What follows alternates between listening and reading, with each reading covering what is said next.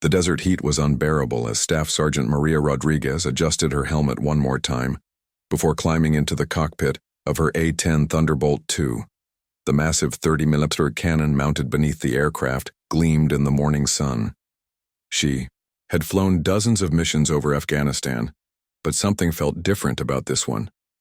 The radio chatter from command seemed more urgent, more desperate than usual.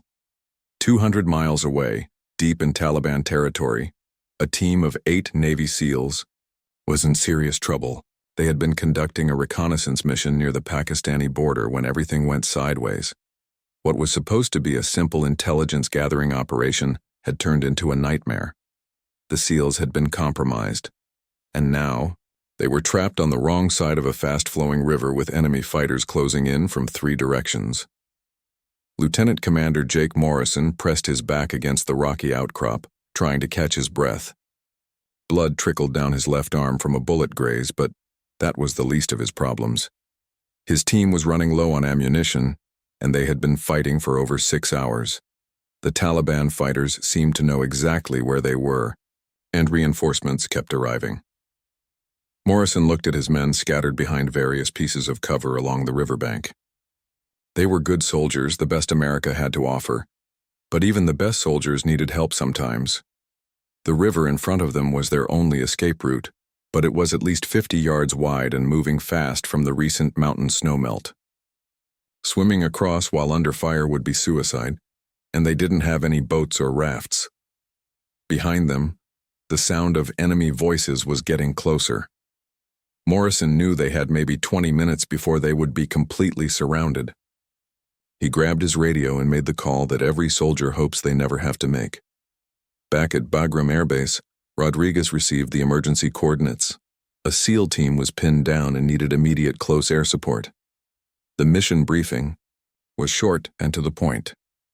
8 American soldiers were trapped with multiple enemy forces converging on their position. The SEALs were experienced fighters, but they were outnumbered and outgunned. Rodriguez would be their guardian angel, their lifeline in what could be their final hour. As she taxied her A-10 down the runway, Rodriguez thought about her training. She had spent years learning how to provide close air support, how to distinguish between friendly and enemy forces, and how to deliver precision firepower when American lives were on the line. The A-10 wasn't the fastest or prettiest aircraft in the Air Force, but it was built for one purpose: to protect ground troops and destroy enemy targets. Today, she would need every skill she had learned and every weapon her aircraft carried. The Taliban fighters moved like wolves, staying low and using the rocky terrain to their advantage. Morrison could see at least 30 fighters positioned on the hills behind his team, with more arriving every few minutes. Some carried AK-47s, others had rocket-propelled grenades, and a few were setting up what looked like a heavy machine gun on a ridge about 300 yards away. The SEALs were trapped in a killing field with nowhere to run and limited places to hide. Petty Officer First Class Tommy Chen was the team's medic, and he was doing his best to treat the wounded while staying behind cover. 2 of the SEALs had been hit during the initial contact, and while their injuries weren't life-threatening, they were slowing the team down. Chen had already used most of his medical supplies, and the heat was making everyone's condition worse.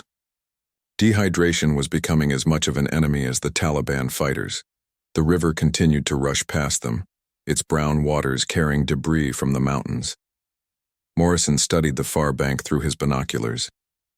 It was only 50 yards away, but it might as well have been 50 miles.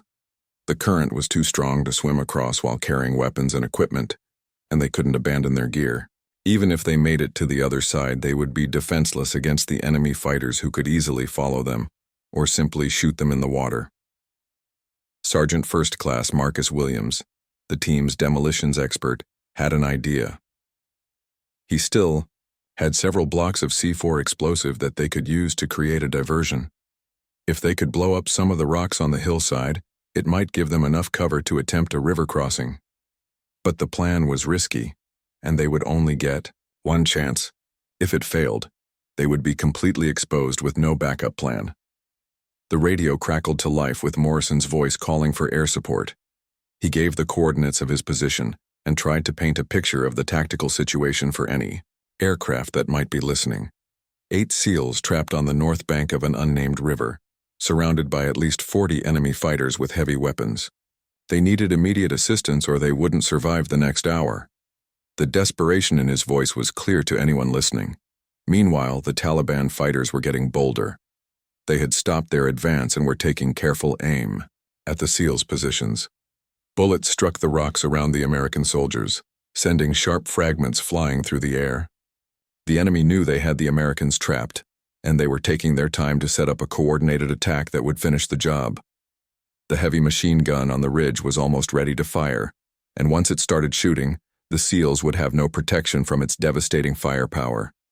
Rodriguez pushed her A-10 to maximum speed, the twin engines roaring as she climbed through the thin mountain air. The flight to the target area would take 28 minutes at best, and she wasn't sure the SEALs had that much time. She studied the mission data on her display, memorizing the coordinates and trying to visualize the terrain where the battle was taking place. The area was known for its rocky hills and fast-moving rivers, terrain that favored defenders, but could be deadly for anyone caught in the open. The radio was alive with chatter from various military units across Afghanistan. Other aircraft were being scrambled to help, but Rodriguez would be the first to arrive. A pair of Apache helicopters was en route from another base, but they were still 40 minutes away. A team of Army Rangers was preparing to launch from a forward operating base, but it would take them over an hour to reach the area by helicopter. For now, the SEALs were on their own, with only Rodriguez racing to their aid. Back at the river, Morrison was making hard decisions. The enemy fire was getting more accurate, and his men were burning through their remaining ammunition. They had started with enough bullets for a standard reconnaissance mission, not for a prolonged firefight. Each SEAL was now down to just a few magazines, and they were being very careful about when to shoot back. Every bullet had to count, because they might not get a chance to resupply. The Taliban fighters seemed to understand the American situation. They were being patient, moving closer bit by bit, while keeping up a steady rate of fire. Some of the enemy fighters were trying to work their way around to the SEALs' flanks, which would give them clear shots at the trapped Americans. Morrison ordered his men to shift positions, but their options were becoming more limited by the minute. Williams decided it was time to use the explosives. He worked quickly to set up charges that would bring down part of the hillside and create a dust cloud to obscure their movement. The plan was risky because the explosion would reveal their exact position to the enemy, but they were running out of alternatives. He signaled to Morrison that the charges were ready and waited for the order to detonate them. Rodriguez was still 15 minutes away when she heard Morrison's voice on the radio again. This time, his message was shorter and more urgent. The enemy was preparing for a final assault and the SEALs were almost out of ammunition. They would attempt to cross the river in 10 minutes, with or without air support. Rodriguez knew that crossing the river without cover would be suicide for the SEALs. She had to get there in time, and she had to be ready to fight the moment she arrived. There would be no time for reconnaissance or careful target identification. She would have to trust the SEALs to mark their positions and hope she could distinguish between friend and enemy in the chaos of battle. The first rays of dawn were breaking over the mountains when Rodriguez finally spotted the river below. Smoke was rising from several locations, and she could see muzzle flashes from both sides of the firefight. The SEALs had marked their position, with an infrared strobe that only she could see through her night vision equipment. They were huddled behind rocks on the north bank of the river, exactly where the coordinates had indicated. Rodriguez immediately identified multiple enemy positions on the hills surrounding the SEALs. The Taliban fighters had spread out in a rough semicircle, with their heaviest weapons positioned on the high ground. She could see the machine gun nest on the ridge that posed the greatest threat to the trapped Americans. Her targeting computer was already calculating firing solutions as she began her first attack run. The sound of the A-10's engines echoed off the canyon walls as Rodriguez dove toward the battlefield. She had decided to announce her arrival with maximum impact, hoping to shock the enemy fighters and give the SEALs a moment to reposition. The 30mm cannon beneath her aircraft was loaded with armor-piercing rounds designed to destroy tanks, but they would work just as well against enemy fortifications. Morrison heard the distinctive sound of the A-10's engines and felt a surge of hope for the first time in hours. He grabbed his radio and quickly marked the most dangerous enemy positions with smoke grenades, creating white clouds that Rodriguez could easily see from the air. The SEALs pressed themselves against the rocks and waited for the thunder of the A-10's cannon. Rodriguez lined up her first target, the machine gun nest on the ridge. She squeezed the trigger, and the massive cannon erupted in a burst of flame and fury. The sound was deafening, like a giant chainsaw tearing through metal. 30 rounds of high-explosive ammunition struck the ridge in less than 2 seconds, obliterating the machine gun position and several Taliban fighters who had been manning it. The psychological effect on the remaining enemy fighters was immediate and dramatic. Many of them had never experienced close air support before, and the devastating power of the A-10's cannon was terrifying. Some fighters began to retreat from their positions, while others tried to find better cover among the rocks. The coordinated attack on the SEALs' position began to fall apart as individual fighters focused more on their own survival than on the mission. Rodriguez pulled up from her first attack run and immediately began setting up for a second pass. She had identified at least 6 more enemy positions that needed to be eliminated before the SEALs could safely cross the river. The Taliban fighters were starting to shoot at her aircraft, but the A-10 was built to absorb punishment. Small arms. Fire bounced off the titanium armor surrounding the cockpit, and Rodriguez continued her attack as if nothing had happened. With the machine gun nest destroyed, Morrison saw his opportunity. He signaled to Williams to detonate the charges they had planted earlier. The explosion brought down a section of the hillside, creating a massive dust cloud that temporarily concealed the SEALs from enemy view. Under cover of the dust and with Rodriguez providing suppressing fire from above, the team began their desperate attempt to cross the river. Rodriguez had switched to her rockets for the second attack run. She fired 2 Maverick missiles at a group of Taliban fighters who were positioned behind a large boulder. The missiles struck with precision, sending rock fragments flying in all directions and eliminating another threat to the escaping SEALs. She could see the American soldiers entering the water below, their weapons held above their heads as they fought against the strong current. The river was colder than the SEALs had expected, and the current was even stronger than it looked from the bank. Chen, the team medic, was struggling to help one of the wounded soldiers stay afloat while keeping his medical supplies dry. Morrison and Williams were trying to establish a rope line across the river to help the others cross more safely. Every few seconds they had to duck as enemy bullets struck the water around them. Some of the Taliban fighters had recovered from the shock of the air attack and were repositioning to continue their assault. Rodriguez could see them moving along the hillsides, trying to get clear shots at the SEALs in the water. She made another attack run, this time using her cannon to rake the hillsides where she saw movement. The distinctive sound of the 30mm gun echoed across the valley, and more enemy positions fell silent. The SEALs were halfway across the river when Rodriguez noticed something that made her heart skip a beat. A group of Taliban fighters had flanked around to the south and were setting up positions on the far bank of the river. If they opened fire, the SEALs would be caught in a crossfire with nowhere to take cover. She immediately changed course and dove toward the new threat, her cannon already spinning up for another devastating barrage.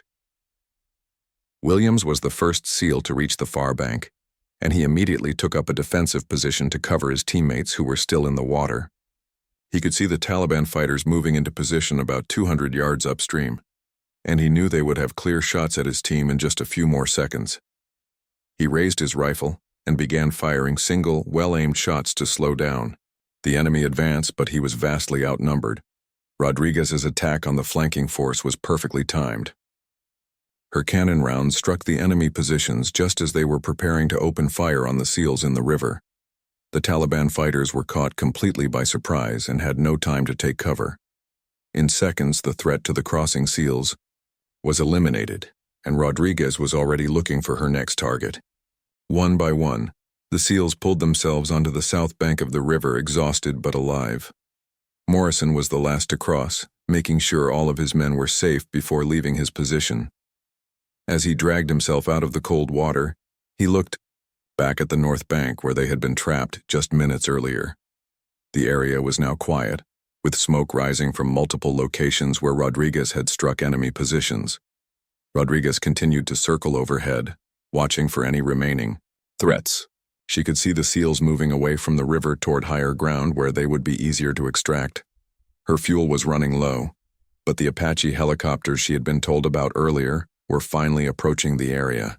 She would stay on station until she was sure the seals were completely safe from enemy fire. Chen was checking the wounded seals again, relieved to find that their injuries were manageable and that the river crossing hadn't made their conditions worse. The cold water had actually helped to slow the bleeding in one case, though everyone was now soaked and starting to feel the effects of the mountain air. They needed to find shelter and get warm, but first they had to reach a safe landing zone for extraction. Williams used his GPS to identify a suitable helicopter landing zone about half a mile from the river. The area was relatively flat and open, with good visibility in all directions. More importantly, it was far enough from the enemy positions to provide some security during the extraction process. The team began moving toward the landing zone, with Morrison calling for immediate helicopter extraction. Rodriguez could see a convoy of Taliban vehicles approaching from the east, probably reinforcements responding to the sound of battle. She made one final attack run, using her remaining ammunition to disable several vehicles and discourage the rest from continuing toward the SEALs' position. The distinctive roar of her cannon echoed through the valley one last time before she turned for home, her mission accomplished. The Apache helicopters arrived just as the extraction helicopter was landing to pick up the SEALs. Morrison and his team climbed aboard the rescue aircraft, finally safe after their harrowing ordeal. As they lifted off, Morrison looked down at the battlefield where they had nearly lost their lives. The river that had seemed like an impossible barrier was now behind them, and they were heading home thanks to the skill and courage of a pilot they had never met. Back at Bagram Air Base, Rodriguez landed her A-10 with its ammunition expended and fuel tanks nearly empty. She had flown for over 3 hours and engaged multiple enemy targets, but most importantly, she had saved 8 American lives. As she climbed out of her cockpit, Rodriguez thought about the SEALs she had rescued.